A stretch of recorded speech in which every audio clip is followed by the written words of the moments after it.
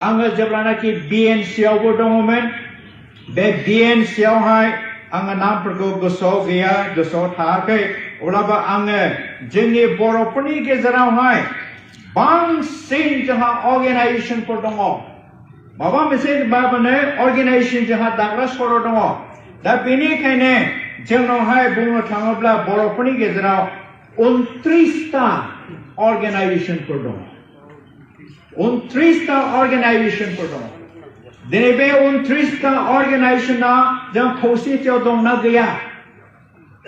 किन्तु BNCनि समाव दान्दिसेनि थाखाय खौसेथियाव फैदोंमोन सेपारेट स्टेटनि थाखाय बेवहाय दङ जाबाय जोंना बड'लेण्ड पिपल्स फ्रन्ट बर' साहित्य सभा All Bodo Women Welfare Federation, Bodo Women Justice Forum, Duलाराय Boro Samaj, Duलाराय Boro Harimu Afad, Bodo Writers Academy, All Bodo Employees Federation, All Bodo Primary Teachers Association, Duलाराय Bato Gautam, Sodo Brahma Dhamma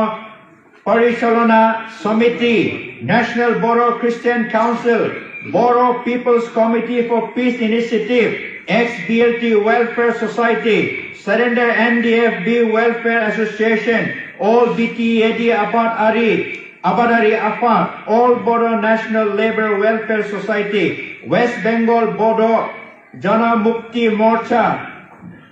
Bodo Bara Dol Golpara, Kasari Somas, Karbi Anglong, Tiwa Autonomous Council, Bodo Welfare Committee, Morigao, All BTAD Gaumbura Afad, Mes Kosari Youth Association, Dimapur, Nagaland, United Bodo People Organization, Lokhimpur, Dhemaji, Bodo Artists Association, Boko Anchalik Bodo Jatiyo Parishad, Kamrup, All Bodo Postgraduate Youth Federation, West Bengal People Forum, All Assam Tribal Song. जोंहा एसेबां संगठनफोर दं नाथाय दिनै जोंनि संगठनफ्रा खौसेथियाव दंना गैया खौसेथियाव दंना गैया आङो आबसुनि अर्गेनाइजेशनाव आङो मेइन कमिटियाव गैयामोनब्लाबो गोबां समाव इन्टारनेल मोबिलाइजेशन आरो इन्टेलेक्चुअल मीटआव आङो पार्टिसिपेट खालामनानै आङो रिप्रेजेन्ट खालामो दा बेनिखायनो आङो बुंनो हास्थायो आङो इनायनो दुखु मोनदों दिनै माबा मोनसे अलखद जाबानो माबा मोनसे अलखद समस्या फैबानो जोङो मानो गोजान जायो मानो गावो मानो गावजों गाव जोङो हिंसा हिंसि जालायो दिनै आबसुआ सानसे समाव बड'लेण्ड मुभमेन्टखौ दैदेनबोदोंमोन नाथाय दिनै आबसुआ मोननै ग्रुप जाबाय अल बड' स्टुडेन्ट इउनियन आरो मोनसे जाबाय बनसु बड'लेण्ड स्टुडेन्ट अर्गेनाइजेशन मोननै जाबाय मानि थाखाय मोननै जानांगौ मोनसे अर्गेनाइजेशन जानानैनो नोङो आन्दोलनखौ बे स्टेटाससिम नोङो लाबोबायब्ला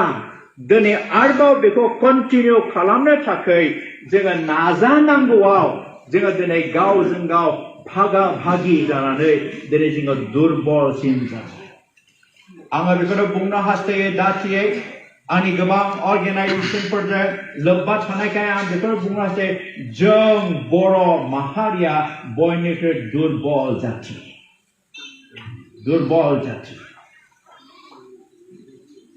थांनाय बाराव जेब्लानाखि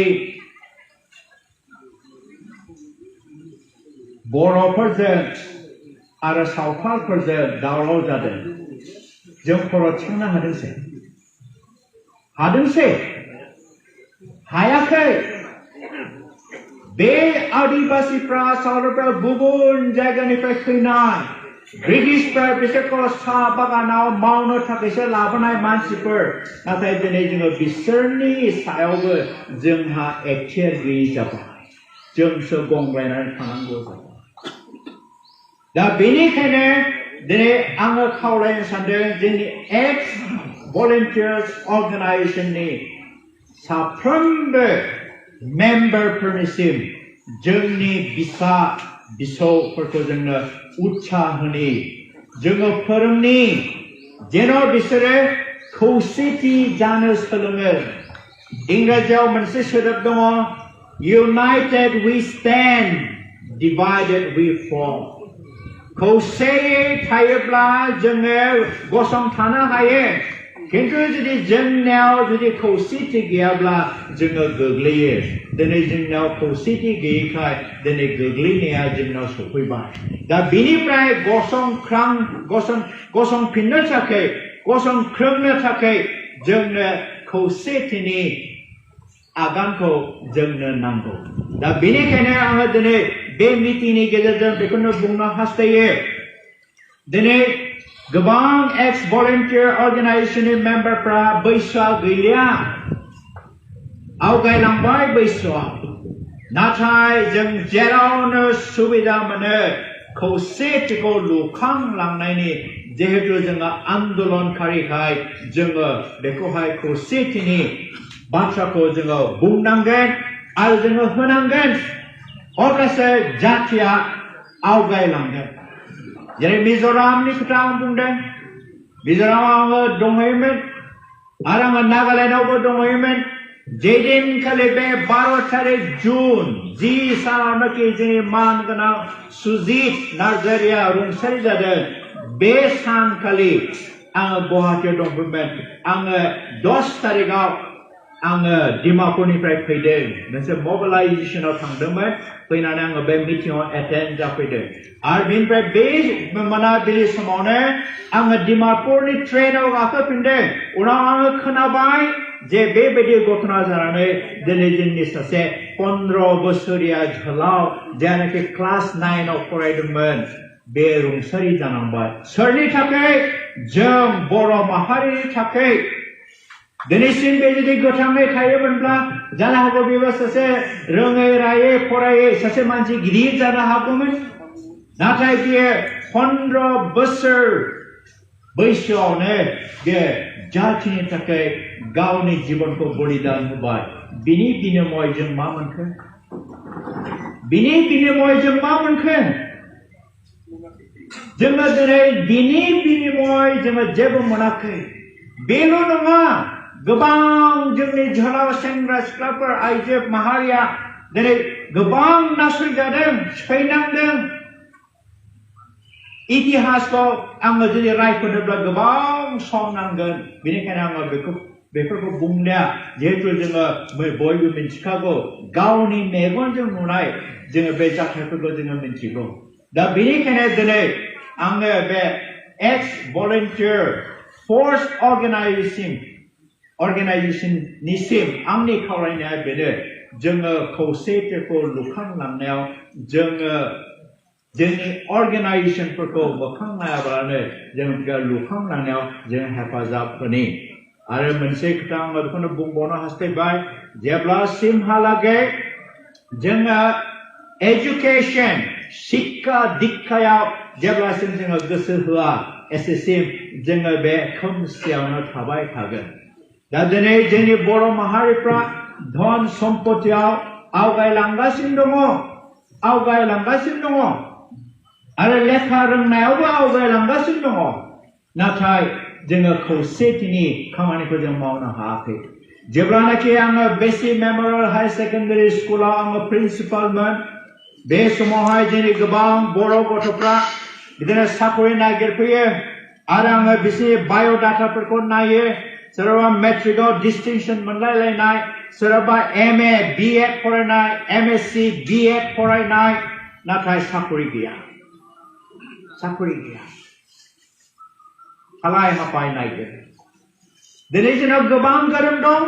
नाथाय जोङो सुबिदाखौ होनो हायाखै जोंनि आसामाव मा गैया जोंहा औवा गोबां दं जोंनि गामिफ्राव आङो गोबां ट्राक हारियानिफ्राय फैनाय ट्राक आरो बेबायदिनो गुबुन स्टेटनिफ्राय फैनाय ट्राकफोरखौ आङो नुनो मोनो काजलगाव बे लामा हाइवे सेराव ट्राक मा खालामो औवाखौ लड खालामो जोंनि गभर्नमेन्टआ पेपार इन्डास्ट्रि खालामनो हाया जोंनि गभर्नमेन्टआ हेन्डिक्राफ्टनि इन्डास्ट्रि बसायनो हाया नामा जायनि जाहोनाव जोंनि गोबां जोहोलाव सेंग्रा सिख्लाफ्रानो बेयाव हाबनानै खामानि मावनो हागोन दिनै जोङो मिथिगौ फेसबुकखौ गोबां मानसियानो नायो आरो दिनै जोङो फेसबुकाव नायब्ला नुनो मोनो मा बेंगालर बड' वेलफेयार एसोसिएशन माब्लाबाफोर मोजां खबर मोनबायना माब्लाबाफोर बेंगालर बड' वेलफेयार एसोसिएशननिफ्राय मोजां जाथायफोरखौ मोनोना मोना सोरबा बर' आइजोआ फिसा गोनांखानो सोरबा गुबुन जाथिजों दोनखारलांनाय बायदिसिना खामानियाव गाज्रि खामानियाव लिप्त जानानै थानाय नै बेफोरखौसो जोङो नुनो हायो मैया दाख्लैनि जाथाय गुवाहाटीयाव मा जाखो सुस्मिता बसुमतारी बयनिबो आखायाव मबाइल दं जानो हागौ बयबो मिन्थिजोब्बाय मा जाहोनाव दिनै जोंनि बर' हिनजावसाफ्रा आइजोफ्रा लेखा रोंदों गावनि आथिङाव गसंनो थाखाय सुबिदा लादों नाथाय जोंनि बर'फोरनि आखल आखुआ गाज्रिनिफ्राय गाज्रिसिन जालांदों जेब्लासिमहालागै जोंनि आखल आखुफोरखौ फोसाबनो हाया एसेसिमहालागै जोंनि जाथिया मालाबाबो जोङो उन्नति जानो हाया आरो जोङो डेभेलप जानो हाया आंहा सासे मिज' लोगो दंमोन खुब इन्टिमेट आंजों बे होननाया जाबाय जे जों मिज'फ्रा मानि थाखाय डेभेलप बे होननाया जाबाय जों मिज'फ्रा जाति हिसाबै कनजारभेटिभ जाति होनना बुङो जोङो मिज'खौल' सिनायो जोङो गुबुन जातिखौ सिनाया जोंनि मिज' हौवाफ्रा मिज' हिनजावफोरखौल' सिख्लाफोरखौल' सिनायो जोंनि मिज' सिख्लाफ्रा मिज' हौवाखौल' सिनायो जों कनजारभेटिभ जाति हिसाबै बेनिखायनो जौगायो जाति हिसाबै जेब्लानाखि जोङो कनजारभेटिभ जानो हाया जोङो जौगानाया जोङो सफैनो हाया आरो आङो मिज'रामाव बिदिनो थांनायाव हाथायाव बेरायदों बे सोरबा मिज' आइजोआनो लाइ मैगं फानगोन आरो सोरबा नान मिज'आनो बे एखे लाइ मैगंखौ फानथों अब्लाबो मिज' मानसिया गावनि मिज' मानसिनिफ्रायसो बायग्रोगोन जेब्लानाखि बे गावसोरनि मिज' मानसिफोरनि माल माथाया मैगं थाइगङा जोबगोन अब्लासो गुबुन जातिनिफ्राय बिसोरो बायहैगोन आरोबाव कन्डिशना मा जुदि बेयो थाइबाब्ला बिसोरनिफ्राय थाइब्रैयाव लानानै थांगोन दिनै जोंनि बर'फोरनाव बे आदर्श दंना गैया जोंनि बर'फोरनाव मोनसे आदर्श दं बर'आ बर'खौ मोखां नायनाय नङा रानख्रेबलांगोन लाफा मैगंफ्रा रानख्रेबलांगोन फाथो मैगंफ्रा रानख्रेबलांगोन खिन्थु मालायनावसो जोङो बायो दा बेनिखायनो जोङो जातिनि सेन्टिमेन्टआ जोंहा दङब्ला आरो जोंनि जातिनि सेन्टिमेन्टखौ जोङो बर' जाति हिसाबै लुखाङोब्ला जोंनाव बे सेल्फिशनेस होननाय जोंनाव थानांगोन सेल्फिशनेस गावनि थाखायल' नङा खिन्थु जाति हिसाबै सेल्फिशनेसआ जोंनाव थानांगोन अब्लासो जों उन्नति जागोन दा बेनिखायनो आङो बारा गोबाव बुंलिया आङो खौसेथिनि खोथाखौ आङो बुंनानै आङो बेखौनो फोजोबनो हास्थायबाय जे जोङो जेखि अबस्थायाव थाया मानो जोङो जातिखौ अननो सोलोंनि अननायानो बयनिख्रुइ देरसिन जोंनि बाइबेलाव बेबायदि लिरनाय दं दे अननायानो जाबाय स्रांनि रोदा अननायानो स्रांनि रोदा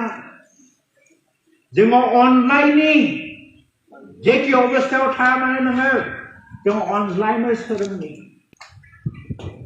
आङो हाथायाव थांब्ला आङो बबे खनायाव बर' आइजोफ्रा मा मैगं फानदों आङो बेखौ नायग्रोजोबो बेनिफ्राय आङो बायो ओमफ्राय आङो जेब्ला मैगंखौ बायनानै लाबोयो अब्ला आंनि न'खरनि मानसिया होनदों माथो मैगङाबो रहायनायसो सोरनिफ्रायथो बाया होननानै बुङो आं होनो जाबाय आं बर' आइजोनिफ्राय बायदों थांनांगौ बर'नि फैसा मानो हारसाराव थांनांगौ दा बे सेन्टिमेन्टखौ जेब्लासिमहालागै जोङो लाया एसेसिमहालागै जोङो उन्नति जानो हाया आरो बबेबा गामिफ्राव आङो थाङोब्ला बर' दखान साहा दखान दंना गैया फिथा सावग्रा दखान दंना गैया आं बेखौसो नायग्रोयो जेरावनो फिथा दखान नुगोन आङो बेयाव हाबनानै फिथा जागोन फिथाया जाबाय जोंनि बर'नि श्रेष्ठ खायद गावनि आखाइजों बानायनाय दा बे सेन्टिमेन्टखौ जोङो लानोब्ला जोङो मरेलि जातिनि जोङो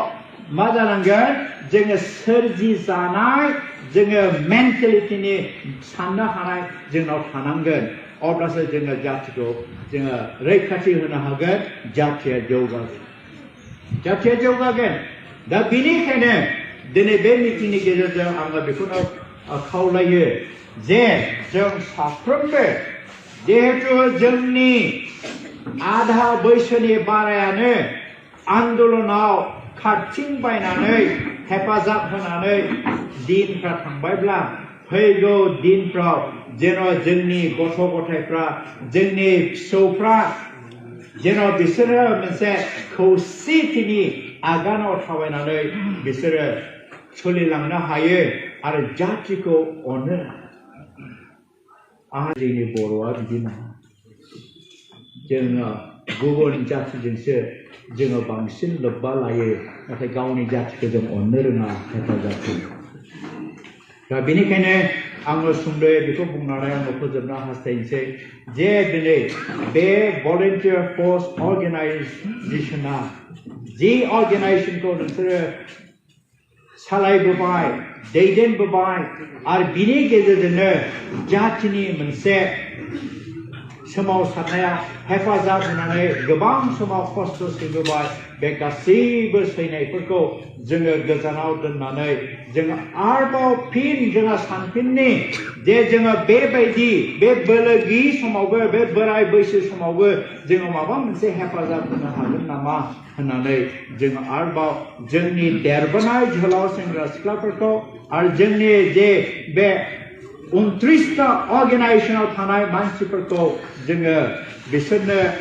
खौसेथिनि बार्ताखौ जोङो होनि जेन' जोङो बोलोग्रा जाति जानो हायो जोङो बोलोग्रायै जोङो गसंनो हायो दा बेनिखायनो आङो बेखौनो बुंनानै आङो फोजोबनो हास्थायबाय आंनो बे मोजां सम होनायनि थाखाय आरो आंखौबो लेंहरनायनि थाखाय आङो हामबाय होनदों थांनाय बारावबो आङो सराइबिलाव दंहैयोमोन सराइबिलनि मोनसे कनफारेन्सआवनो बिएफनि कनफारेन्सआव बेयावबो आङो थांनानै मोजां मोनदों आरो बेनो मोनसे खोथाया आं दिनै मोनसे एसुरेन्स बायदि प्रतिज्ञा बायदि होलाङो बर' होनबाथाय आंनि सेन्टिमेन्टआ बिराद गोजौआव थाङो सेन्टिमेन्टआ बिराद गोजौआव थाङो आरो आङो मालाबाबो गावनि बर' जातिखौ सोरबा जुदि नासयदोंब्ला आङो थानो हाया आङो धोरोमाव थाबालाय मा जानो आंहा जुदि जाति गैयाब्ला आंनि धोरोमाव मा खामानियाव फैनो दा बेखौल' मोनसे जिनिसखौ आङो हास्थायो जोंनि गेजेराव पार्टिजम धोरोमखौ लानानै जोङो मालाबाबो भागा भागि जानो नाङा जातिया जाति हिसाबै जोङो खौसेथियै गसंनांगौ बेनिखायनो जोङो बयबो